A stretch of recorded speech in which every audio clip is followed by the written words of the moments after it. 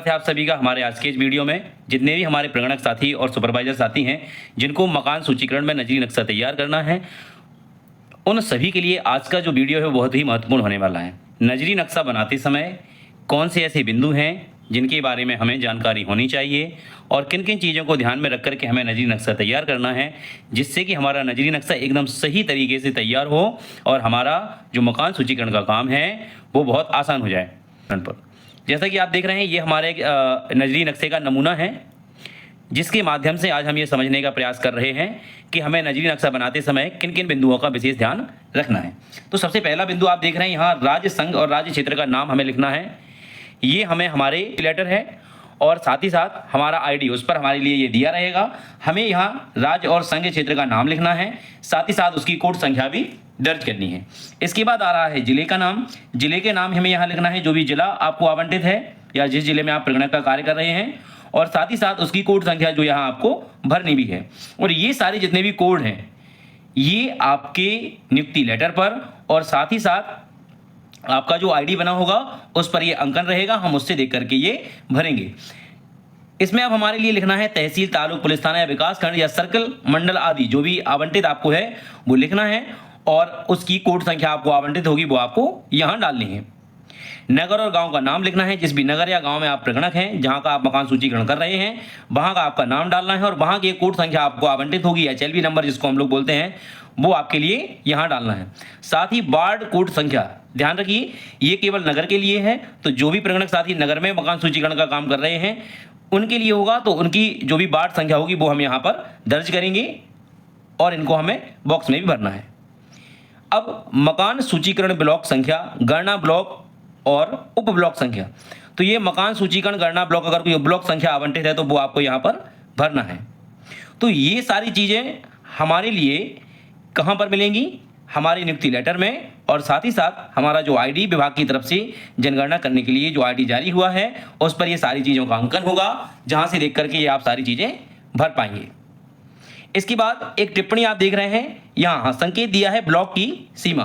तो जो भी आपको ब्लॉक आवंटित है, जो भी HLB संख्या आपको आवंटित है, सबसे पहले हम लोग उसकी सीमा बनाएंगे, जो कि आपको इस तरह डॉट से बना लेनी है। सीमा डाल सबसे पहले हमें सीमा ही तैयार कर लेनी है, जिससे कि हमारा HLB दूसरे किसी HLB एरिया में ना आ जाए। आसानी मिलती है, सुविधा हो जाती है सीमा निर्धारण में, क्योंकि हमारे अगल बगल बहुत सारी HLB लगी होती हैं। कुछ टिप्पणी दी है, कृपया नजरी नक्शे पर ब्लॉक की चारों दिशाओं उत्तर, पूर्व, दक्षिण व पश्चिम में साथ लगने वाले मकान सूचीकरण जनसंख्या ब्लॉकों या ग्रामों के नंबर व नाम लिखें। तो ये जब हम ब्लॉक की सीमा निर्धारित कर लेंगे, ये हमें सबसे पहले मार्क कर लेनी है।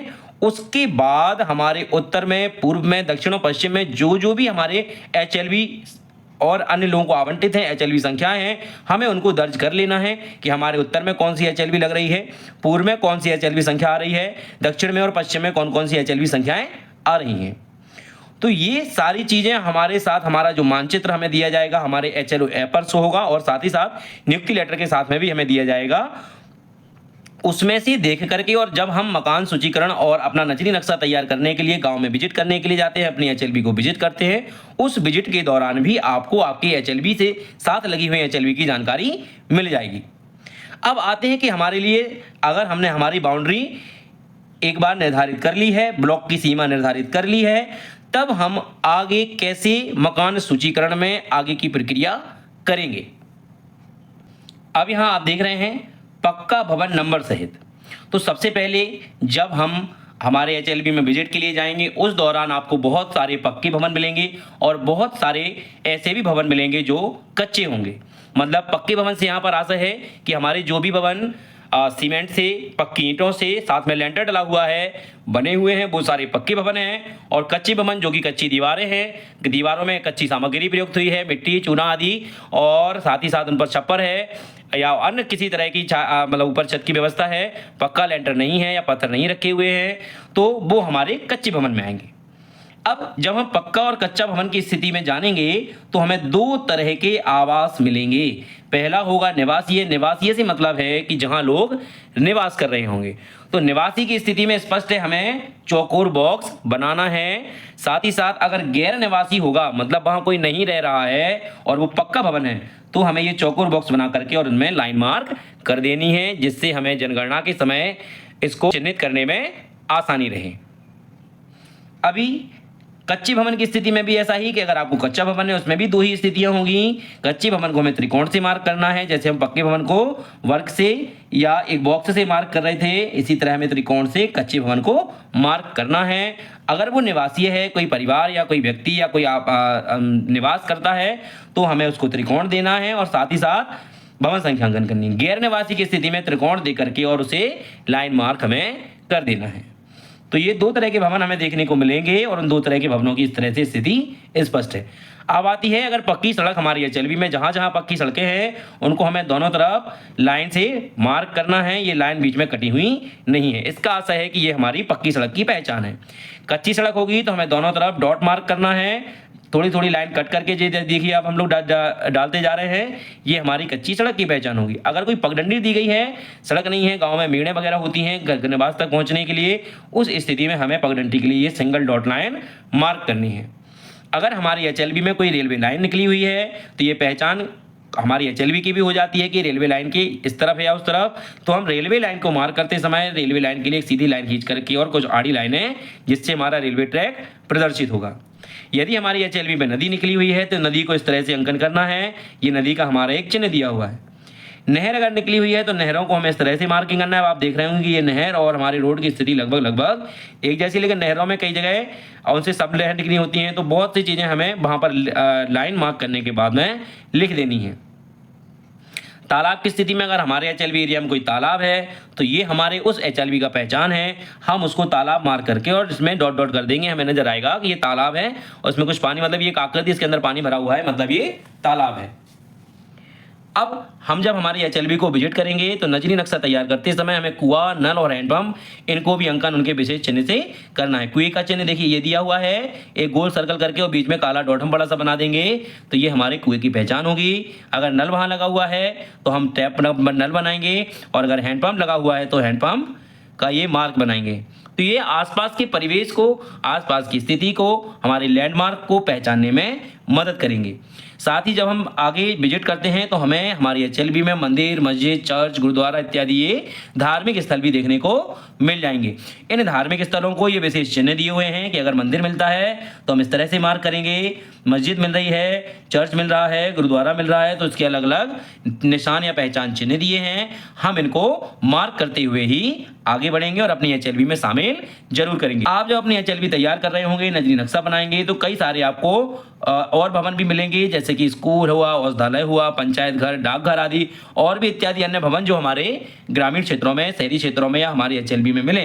तो उनको हमें अगर स्कूल मिलता है तो बॉक्स बना करके और एस से मार्क करना है, औषधालय में मिलता है तो एक बॉक्स बना करके डी से मार्क करना है, डिस्पेंसरी, पंचायत घर मिलता है तो हमें बॉक्स बना करके और पी से मार्क करना है और अगर डाकघर मिलता है तो बॉक्स बना करके पीओ से मार्क, जैसे उसकी पहचान हो सके।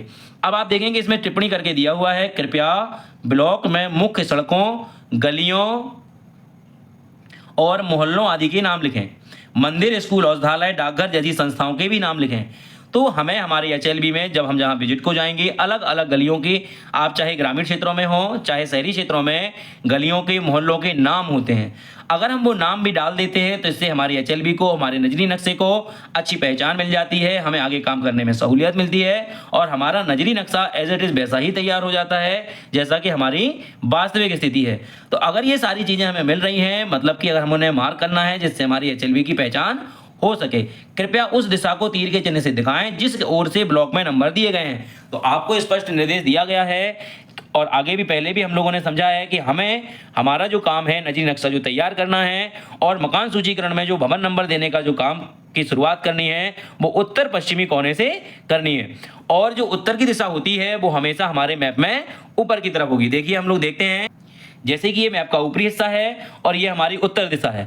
अब इस उत्तर दिशा में ये हमारी पश्चिम है, तो हमारी जो मकान सूचीकरण का काम, भवन देने की संख्या शुरू होगी वो इस वाले कोने से शुरू होगी और लास्ट हम लोग जब करेंगे तो ये हमारा जैसे उत्तर हो गया, ये पश्चिम है, इस तरफ की दिशा है वो पूर्व है और ये दक्षिण है। तो ये दक्षिण पूर्व में हमारा काम ये एंड होगा। तो ऐसा हमारे लिए निर्देश दिया गया है, बताया गया है कि मकान सूचीकरण का जो भी काम है हम उसको एक व्यवस्थित ढंग से करेंगे और दिशाओं का ध्यान रखेंगे। साथ ही हमें सर्पाकार वे में जाना है। आप इस बात को बिल्कुल ध्यान रखें कि हमें मकान सूचीकरण का काम जो करना है वो सर्पाकार वे में इसीलिए करना है जिससे कि हमारा किसी भी तरह का कोई घर, कोई भवन छूट न जाए। और हमें एक बात का विशेष ध्यान रखना है कि जब भी हम अपने मकान सूचीकरण का काम कर रहे हैं तो किसी भी तरह का भवन छूट ना जाए और ना ही किसी तरह का भवन हमारा डबल हो जाए। दूसरी की एचएलबी का भी हमारे एचएलबी में शामिल ना हो। इसीलिए जब भी हम शुरुआत करें सबसे पहले ब्लॉक की सीमा का निर्धारण कर लें। अगर ब्लॉक की सीमा हमने पहले ही निर्धारित की हुई है तो हमें ये पता रहेगा कि हमें इस सीमा से बाहर नहीं जाना है, हमारा ब्लॉक सीमा के अंदर ही है। अगर आपको किसी तरह की समस्या आ रही है या समस्या आती है तो उस समय आप अपने सुपरवाइजर से संपर्क करें जो कि आपको इस कार्य में मदद करेंगे। जब हम इन सारी चीज़ों का अंकन कर लेंगे तो अब हमें जब हमारा एचएलबी तैयार हो जाता है, नजरी नक्शा जो हमें मकान सूचीकरण का बनाना है, अगर वो तैयार हो जाता है तो हमें यहाँ पर अपना नाम लिखना है। लिखा हुआ है प्रगणक का नाम, तो हम यहाँ अपना नाम डालेंगे। जो प्रगणक है वो अपना नाम डालें। प्रगणक के दिनांक से यहाँ हस्ताक्षर होंगे। साथ ही साथ जो आपके पर्यवेक्षक या सुपरवाइजर हैं उनका नाम अंकन होगा और पर्यवेक्षक के भी दिनांक सहित हस्ताक्षर होंगे। अब ये जो आपको नजरी नक्शा तैयार करना है ये 2 प्रतियों में बनाना है। 2 प्रतियां साफ सुथरी बना करके और फिर ये आपके सुपरवाइजर के माध्यम से चार्ज अधिकारी इनको वेरीफाई करेंगे और इसके बाद आप अपना मकान सूचीकरण का काम ऑनलाइन शुरू कर पाएंगे। तो ये आज के वीडियो की जानकारी जिसमें हम लोगों ने सीखा कि हमें प्रगणक के तौर पर जो नजरी नक्शा बनाने का काम करना है वो कैसे करना है, उनमें किन किन बिंदुओं का ध्यान रखना है। कि अगर ये वीडियो आपको पसंद आया है तो इसे लाइक जरूर कर लें और जानकारी अगर अच्छी लगी है तो दूसरों तक भी पहुंचाएं, शेयर करें और इसी तरह की और जानकारी के लिए हमारे चैनल को सब्सक्राइब जरूर कर लें। मिलते हैं अगले वीडियो में।